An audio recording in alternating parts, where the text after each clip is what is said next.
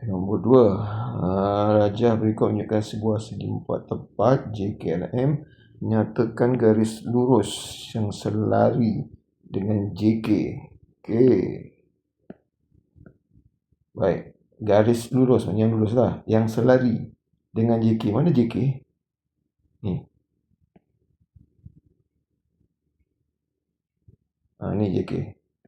So, yang selari apa?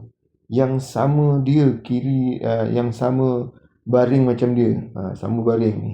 Ni kan tengah baring. Kalau ni kan dia tengah berdiri ni. Sekejap. Kalau ini kan dia tengah berdiri. Gitu. Sekarang dia nak cari siapa yang sama baring dengan dia. Maksudnya yang atas biasanya lawannya dengan yang bawah. Yang kanan biasanya sama dengan yang kiri. Itu selari. Jadi jawapannya ialah sini M.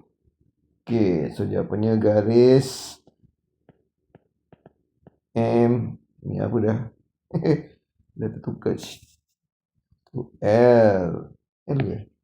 Betul L. Okey, so jawapannya garis ML. Dah. Siap.